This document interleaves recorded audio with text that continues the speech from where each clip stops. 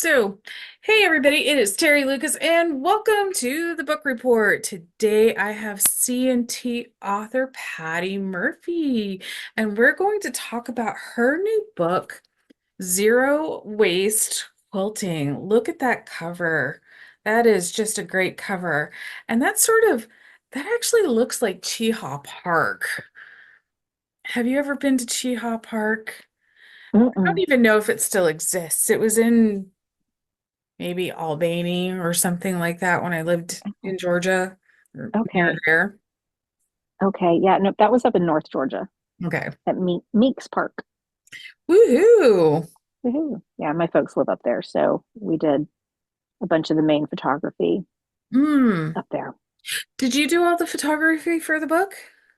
I did some of it. An old friend of mine is a photographer, so he came and helped me. Oh, that's So fantastic. yeah, so we drove up one morning. We drove up to my parents. We did not that one picture on the bridge at the park, but the other ones on their property Hmm. because they're on a big piece of land up there, and we just spent the day shooting and did Woohoo. that. And then we did a second day in the city. So In Hotlanta or in Marietta? in Atlanta, In yeah, Atlanta. downtown. Yeah, in Inman Park because we lived there for many, many years and we're not there now, but it's a place that's very special to me. Hmm. So, tell us a little bit about the premise of the book.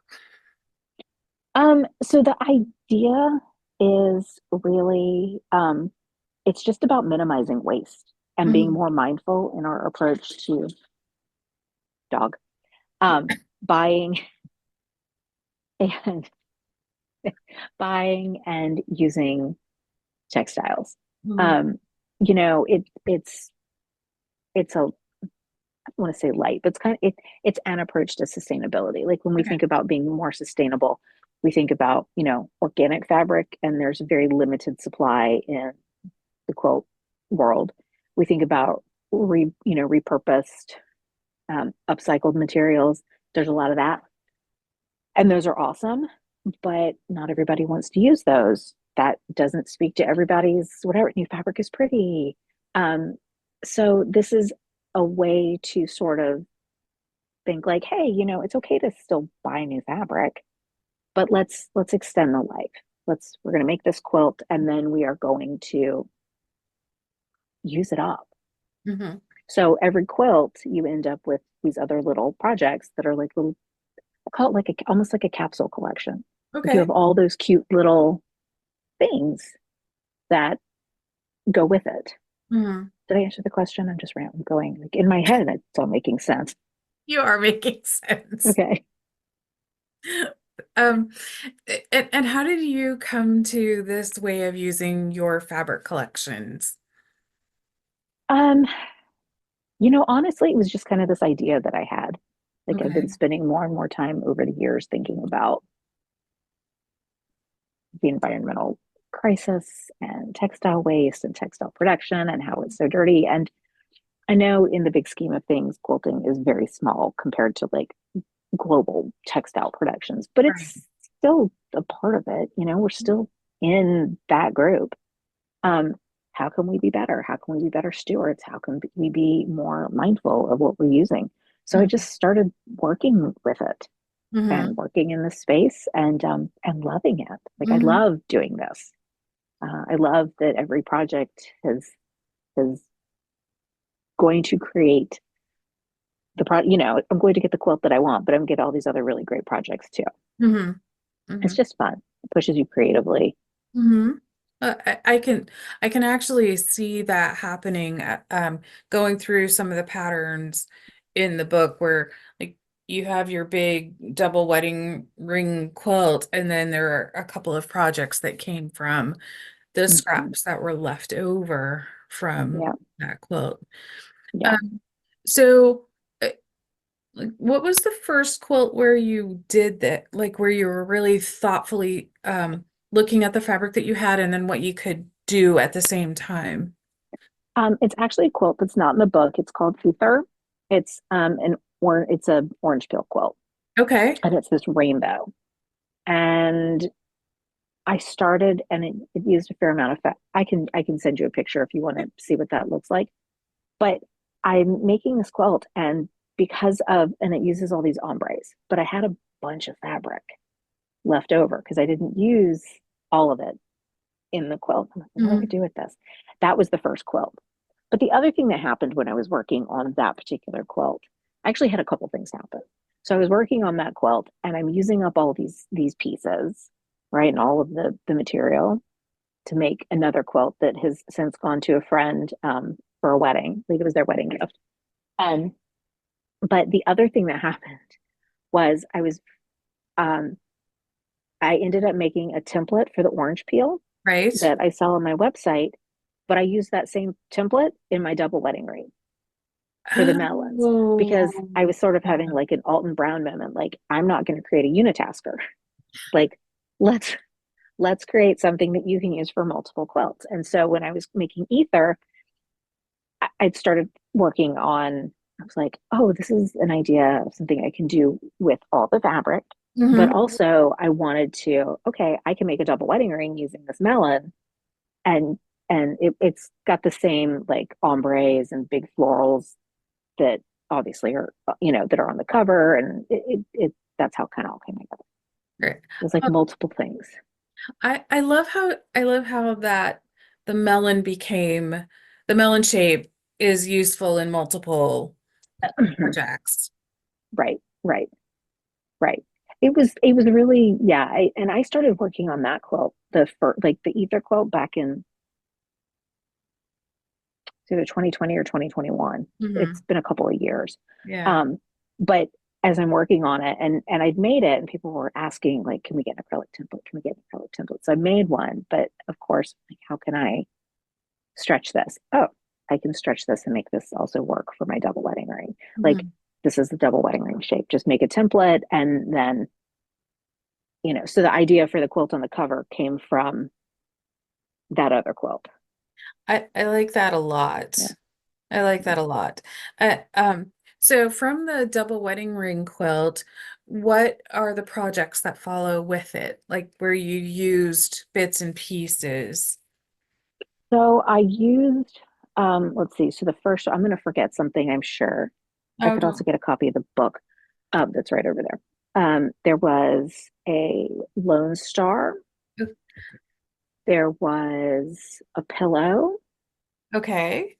There was a table runner, placemats, coasters, trivets, a bunting, another quilt that's just sort of a scrappy quilt, Hmm.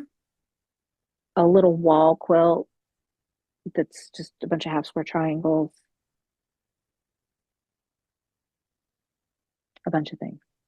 I like I that don't remember all of it. actually. Well, I tried to work down, right? Like you make the quilt, you have these leftover pieces. So let's make things with the leftover pieces, but I wanted to start like big, these Hmm. big pieces, right? Like I didn't need 7 million little tiny things, make big projects. And so things get smaller and smaller as you Hmm. work your way down. Right, giving you like make the use of the big things and then just see what continues happening. So, do you collect like all the little tiny pieces and use those? Like I'm thinking like dog ears and like anything less than an inch and like how do you Anything like dog ears where things were trimmed, threads, those all go into a bag and then they'll go into like a pillow stuffing. Okay. That I actually realized. So I actually realized a little late in the game that the little tiny pieces of batting that are on Yeah. the end of a quilt after you quilt it, that they're like 3 inches wide. Like, Yeah. Hmm. there's only so much you can do. I cut those up and I put that in because it's light and fluffy and it takes up space because scraps alone get really, really heavy. Right. And I'd stuffed a pillow for my sister. She'd made this needlepoint. I cleaned it and blocked it and made it into a pillow and I stuffed it with these scraps and it was like a projectile. So I was like, oh, you should put something like lighter and fluffier in there to like take up space and add some loft, but and give it the fluff, but not weigh it down. Great. So yeah, So your yeah. pillow stuffings are a combination. They are, but they all go, all those little tiny things go into a bag Right. and then they just end up in, stuffing for something. Mm.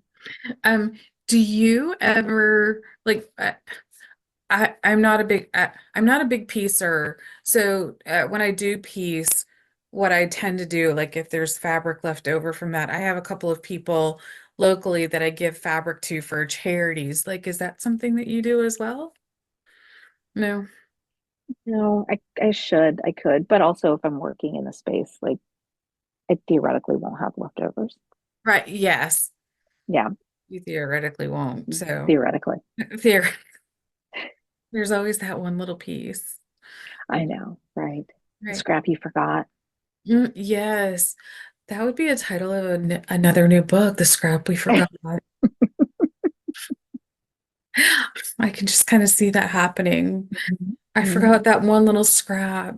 It's over there. It's stuck to the floor. Um, Exactly. exactly. The dog got it. I had years ago, I made a one of the quilts that I actually pieced. Um, I had everything up on my design wall, and then as I'm going somewhere, I lost a piece. And so I still don't know where it went. And I've since moved from that space. So it's gone into the netherworld somewhere. Right. Right. Yeah. What are you sewing on these days? Um, like the machine or what am I actually making? Oh, That's actually a both and question. okay. I have a Bernina, a 770 QE Hmm. that I love. And right now I'm actually working on quilting a quilt. Well, I'm quilting a quilt that I made. Anyways, it's called Persephone Awaits is the pattern that I designed a while ago. Is that in the Um, book? that one's not. Okay. That's just on my website. Yeah. It's just bordered diamonds. Oh, Um, nice. but anyhow, it's also a zero waste pattern. I I don't have the rest of all of the pieces put into the pattern yet because like I have the quilt, I just don't have all the subsequent projects. I have them made, I don't have them patterned. Right. Well, getting the release. Um, but this is just a different version of that. Mhm. That's all. Different colorway or Different colorways. This is all blue and white, kind of oh, some creams, nice. some grays. Yeah. Yeah. In the book, what is your favorite quilt or what is your favorite project in the book? I know that's the hard question, right? It is a hard question.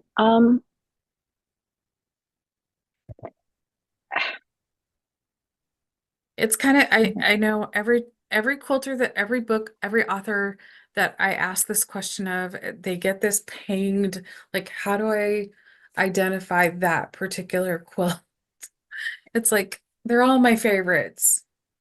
so And I think they're they all have I think they all have different meaning. mhm. And so they all have a like I don't know. I don't actually know. I think misunderstood metaphor are probably my Mhm. favorites. Okay. But I actually yeah, just yeah. Oh, that's the purple one. Bluey purple. I the like log that. cabin. Hmm. Yeah, Is it is that a log cabin? those are all log cabins. Oh wow. So there's a story behind Mhm. that. Oh, there's log cabins and flying geese. Yeah. In mm, so yeah, that's all flying geese. So anyway, I there's a love story. that. Well, there's a story behind all of them. Like metaphor, the log cabin. I actually started piecing that years ago from a Okay. bunch of scraps that I had. And then we renovated, and then I couldn't find them. And then I did find them again, and then a million other things happened in life. And then I picked the pieces up and I started working on them again. Great. But it's a log cabin. So they should all go in the same direction. Oh, is that a rule? Well, it generally speaking, when you make them, they all right. I wouldn't say it's like a rule, but generally speaking, they're all pieced, so it's all clockwise or counterclockwise, right? Like and things fit together nicely when you do that. That's Right. why. Yeah. Well, I didn't think about that. So I have blocks that are clockwise and blocks that are counterclockwise. And when I was putting the blocks together on the wall, I was like, why isn't everything fitting, right? Like it was just a little Y- bit off. And when I finally figured it out, oh my gosh, I cannot believe I did that. And then I just decided to go with it. And so I got this really cool layout. Like I'm just going to see what happens when I play with this. And that's what happened. It was incredibly frustrating at first, but then it was incredibly freeing because it's like, and look at this awesomeness. So Yeah. Yeah. There, you yeah, do have some really like really beautiful quilts in here. thank you. Some Thank you. really, really beautiful quilts. And I mean, I love that each one of the quilts has I know like each one of the quilts has a story. Each one of the projects has a story, I'm sure. Hmm. I love your cord keeper Oh, thank you. put together. That is adorable. Like simple project that can be turned out in 5 minutes. And Yeah. I also looked at your bookmarks and I thought, oh, Hmm. that's a clever idea. Because I don't know about you, but I have a stack of books, like actual books Hmm. that are in the process of being read. So just taking a piece of fabric like that would be super simple. Um, what was the hardest project for you? Hardest from the standpoint of um like the mechanics of getting it pieced.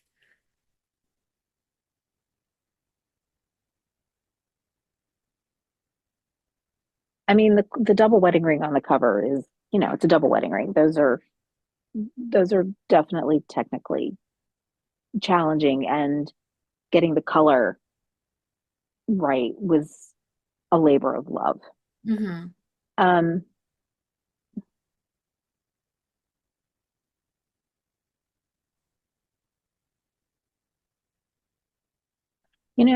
Interestingly, some of the smaller projects Hmm. were harder. And that's because when I started with the quilts, like I knew what I was going to make. I knew I was going to make a double wedding ring. I knew I was Right. going to have these floral arcs. I knew like those were the things that I knew.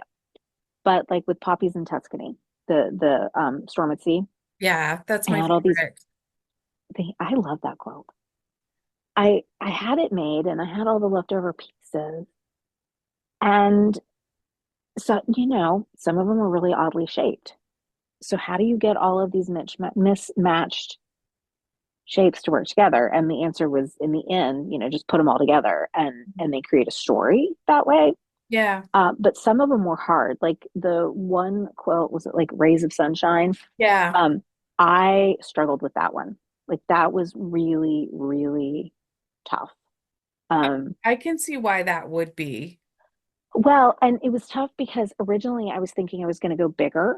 Like, okay, I was going Okay. to make it bigger, and I had all these other pieces that ended up in one of the tea towels, but I was thinking maybe I could make them into little arrows or do this or that. And it wasn't coming together. It was really just awkward. Um, and I was so frustrated. So I ended up putting that aside for a while and doing some other things. But um, hi, sorry, my dog. Um, but I think that was probably one of my most frustrating. I, yeah, it looks deceptively simple. Like you would think that getting the lines to move the way that you wanted them to would be fairly straightforward, but it's not. Well, and it wasn't even that. It was just really I just had these weird shapes I had to figure out how to Yeah. make work together. And it was just not coming. So, Yeah. yeah. The Tuscan quilt is Poppies in Tuscany is actually my favorite quilt, partly because I love Storm at Sea, and Mhm. partly because I love the it was actually I was at my dining room table when I was reading through your book and seeing the projects and everything, and I thought, oh my gosh, this would be a great color for my kitchen.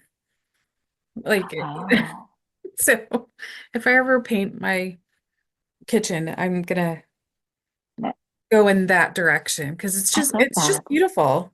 It's just beautiful. And I love this setting that you have in the book with the picture, like on the rail, in the Hmm. woods, on the rail fence in the woods, and it's on that metal gate, and it's beautiful. So that's actually like right outside my parents' house. Like that's on literally on their property. The Mhm. the drive goes up to someone else's property further up. But yeah, bears walk through there all the time. Because you're Kind of random. in that part of Because they're Georgia. in North Georgia. Hmm. Hmm. Friendly local bears. Yes, I'm sure you've met Yogi more than once. Yeah, I have not. I would like to keep it that way. Mm, Yeah. Yeah, I don't yeah, think. I can understand that. So completely sewing related question. So, Yes. what thread do you piece with, and then what thread do you quilt with? Um, Orphill Okay, and Orphill. got it. Are you using the Are you using all Aurifil 50 weight? No, I use a variety. I piece with 50. I will quilt with 40, 50. I've used 28. I do hand quilting with 12. Okay. So I just, yeah, I really like their threads. Hmm. Yeah, they're nice thread. Those are nice threads. Have you ever used the Mhm. 80 weight? I have not. It's delicious. I bet. Do you do that for like a lot of hand piecing I don't do or for, hand piecing. okay. Um, I so uh, so Yeah. when you are quilting or you're sewing, do you have a beverage with you, and what might that be? Hot tea Hot or in the winter, it's hot tea. In Okay. summer, it's water. In the morning, it's coffee. Occasionally, it's a Coke. Caffeine. Yeah. There's the thief of caffeine. I'm clearly very hydrated. Yeah, I mean, but that's pretty much, Yeah, yeah. yeah. Living in the South, you must stay hydrated. You, Must stay hydrated. Um, and when you are my brain just went. Um, it's like, I know. It's a good thing editing is the thing. When you are stitching a quilt or piecing something, do you have anything on in the background? usually, well, music a lot. Like I Okay. listen because I can do that. Sometimes I'll have a movie that like I've already seen. Like I've actually already watched Love Actually a couple times because I know it. It's light. I can just, you Hmm. know. So, um, I don't generally watch TV. I get just like I'll end up getting distracted. So Hmm.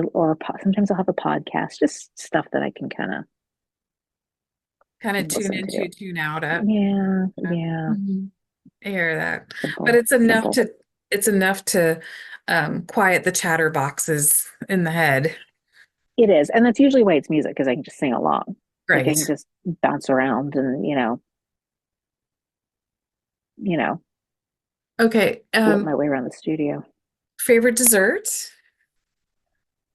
Apple pie. Hmm. Now we're coming up on holiday season. Do you have any special holiday treats or fond memories from childhood that you'd like to share? Um, I mean, yeah, what did we used to always do? I mean, Thanksgiving was always Thanksgiving, big family, whatever. Christmas, if we were not visiting family, Christmas was always, we'd have a big dinner Hmm. and then we would get dressed. And then we would go look at Christmas lights. We'd drive around and look at Christmas lights. And then we would go to midnight mass. Hmm. And then we would come home and we'd open one gift. And then we'd go to bed and wake up in the morning and we would have monkey bread and a breakfast Mm. casserole and our coffee and open the rest of our gifts. Oh, how fun. Do you Yeah. still make monkey bread, or do Oh you yeah. just Oh yeah, we still do both of those things. We still my children love monkey bread, so well, my whole family, my husband too, and me. Mm. I- So usually Christmas morning we have my parents, my sister, my brother-in-law, my mother-in-law. They're all over here. Nice. Do all the That's things. amazing. That is Yeah, amazing. yeah. And and we start traditions of our own too. Like many years ago, my husband decided on Christmas Eve he wanted to make a deep dish pizza. Oh, So every Christmas Eve we have Christmas Eve dinner here, and he spends the day making deep dish pizzas for everyone. oh, that's lovely. So yeah. Is he from So it's Chicago? all very no, he's from Atlanta, but we're clearly like food around here. Food is good. Food is Food is good. good. Yeah. Um, some quilters do, some quilters don't. Do you have snacks in the sewing room? Like some people are like, absolutely not. Uh, Fabric, yes. Snacks. Oh, snacks. Sorry, I thought you said stacks. I was like, yes, I do have stacks. Snack. It depends. You It do have depends. you have stacks. I do have stacks. I have, yeah. Well, I don't keep them in here, but I'm Mhm. not opposed to bringing something down here. Um, so depending on what I'm working on, like if I have water, I'll keep right next to where I'm sewing because it's water. I don't care. If it's like tea or coffee or whatever, it's over here on my desk where it won't fall on what I'm working on. Um, Snacks are usually things that won't, pretzels or, like dried apple, like stuff that isn't going to get on my clothes. Right. As we come to a close, what are your three top sewing tips? Um, I mean, a lot. Or you Um, can go more than three. okay. I have well, I think, I think one of the most important things, and I've said this to quilters for a really long time, or people who are just starting to quilt. Um, I think the first thing is, well, buy the best machine you can afford.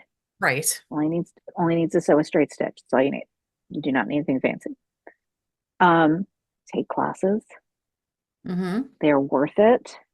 People who've been doing this for a long time, like, they have things that they can show you and teach you. Cut bigger, trim trim it down. Um, press, Mm-hmm. press, please press. Mm-hmm. Um, Baste is and actually one of my favorite tips to give quilters is to baste seams together. So like the quilt that you held up, misunderstood, Yeah. all those points.